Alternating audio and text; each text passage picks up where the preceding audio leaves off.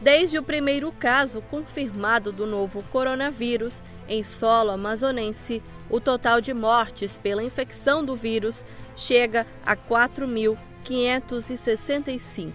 Na pandemia de Covid-19, presenciamos a população do Amazonas sofrendo em enormes filas e sem conseguir atendimento nas unidades de saúde. Profissionais da saúde protestavam em frente às unidades de atendimento, pedindo por mais materiais, medicamentos e equipamentos de proteção individual para atender a população que sofria com a chegada do vírus. O presidente do Sindicato dos Médicos do Amazonas, Mário Viana, expediu uma nota defendendo que o governo do Amazonas seja responsabilizado e indenize familiares de pessoas que foram submetidas a ventiladores inadequados comprados em casa de vinho e faleceram. Em março deste ano, o Sindicato dos Médicos entendeu que deveria propor ao governo do estado que indenizasse as famílias dos profissionais de saúde, mormente os médicos, uma indenização para aqueles que faleceram no combate ao Covid. Em seguida a esse nosso pedido, o deputado Péricles fez um projeto de lei pedindo exatamente a indenização para os profissionais de saúde e de segurança que morreram na atividade no combate ao Covid-19. Nessa sequência de fatos, algumas famílias de não médicos e de médicos também nos procuraram querendo saber de que forma poderiam receber suas indenizações. O Sindicato dos Médicos, através da sua assessoria, fez um trabalho primoroso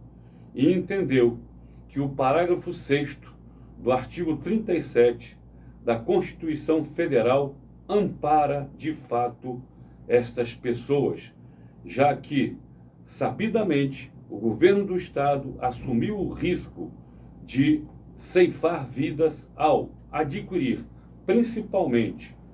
ventiladores inadequados e superfaturados para o combate ao Covid.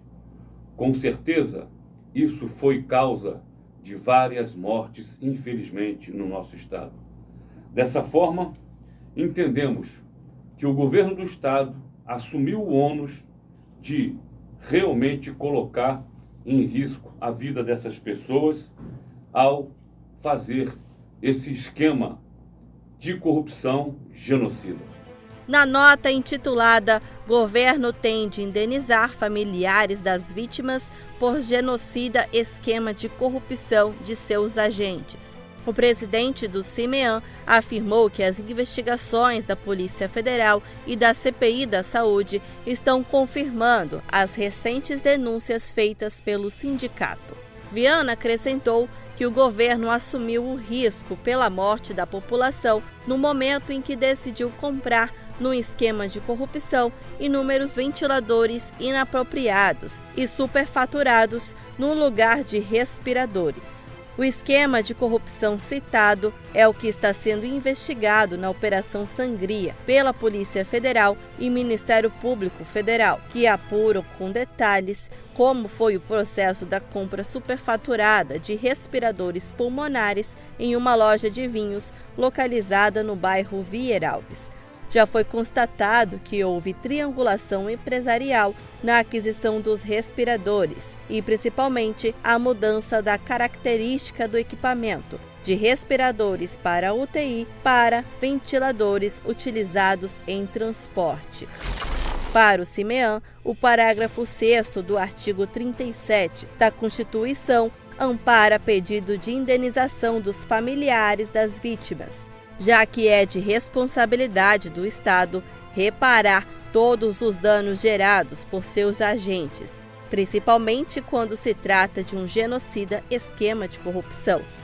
As pessoas jurídicas de direito público e as de direito privado, prestadoras de serviços públicos, responderão pelos danos que seus agentes, nesta qualidade, causarem a terceiros, assegurado o direito de regresso contra o responsável nos casos de dolo ou culpa. É destacado na nota que o governo assumiu o risco pela morte da população no momento em que decidiu comprar, no esquema de corrupção, inúmeros ventiladores inapropriados e superfaturados no lugar de respiradores. Em 29 de setembro, o relatório final da CPI da Saúde apontou uma verdadeira farra na área da saúde do Amazonas, que culminou em pedido de medida cautelar sobre bloqueio de bens, com origem ilícita da empresa FJAP Companhia Limitada, envolvida no escândalo da compra dos respiradores mecânicos superfaturados durante a pandemia em uma loja de vinhos em Manaus.